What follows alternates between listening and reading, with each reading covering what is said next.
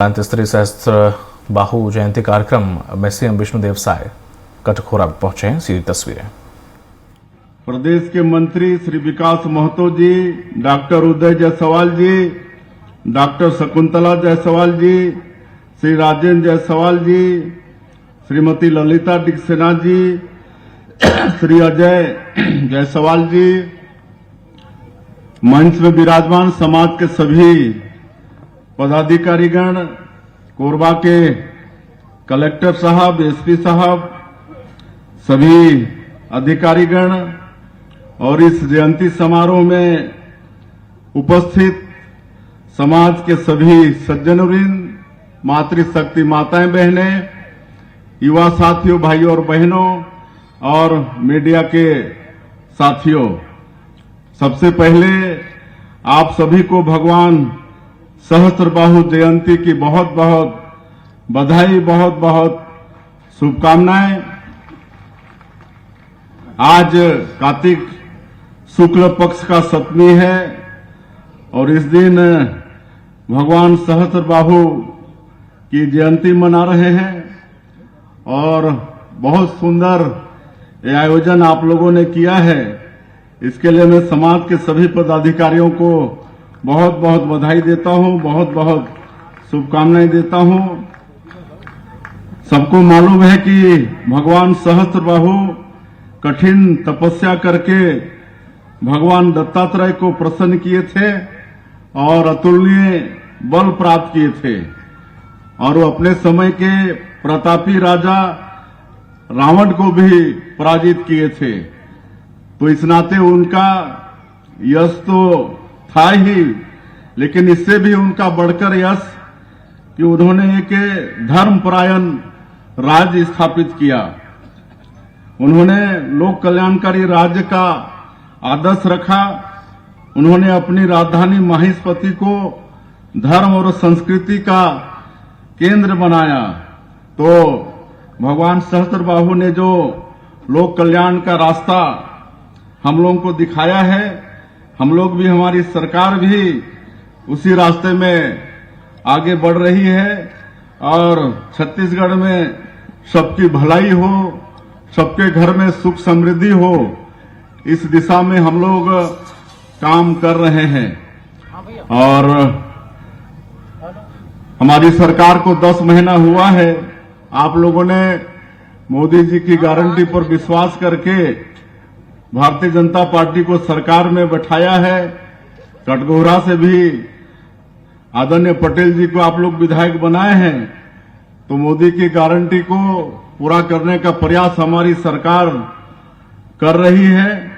जो वादा हम लोगों ने किसानों से किया था कि 21 क्विंटल प्रति एकड़ धान खरीदेंगे, 3100 रुपया प्रति क्विंटल धान का कीमत देंगे, ये सबको पूरा किए हैं।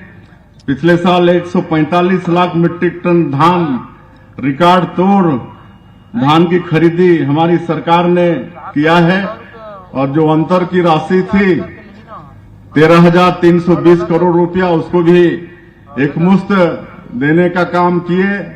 इतना ही नहीं, 2 साल का जो बकाया बोनस था 13 लाख किसानों का, 3716 करोड़ रुपया उसको भी देने का काम किए।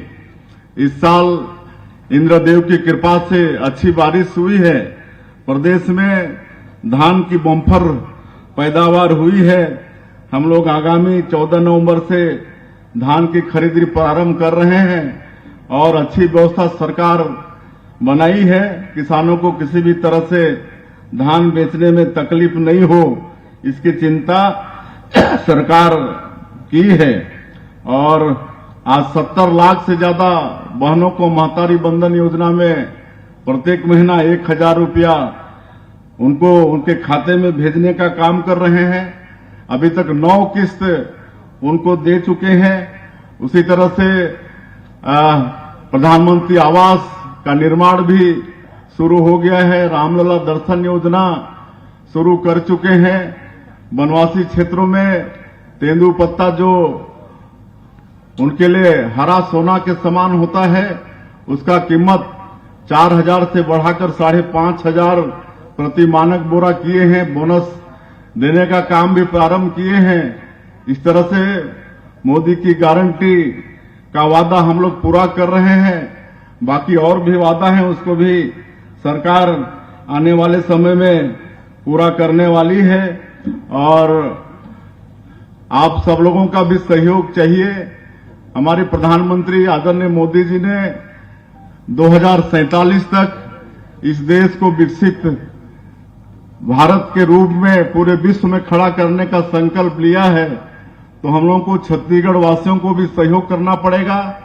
छत्तीसगढ़ को भी विकसित छत्तीसगढ़ के रूप में खड़ा करना होगा।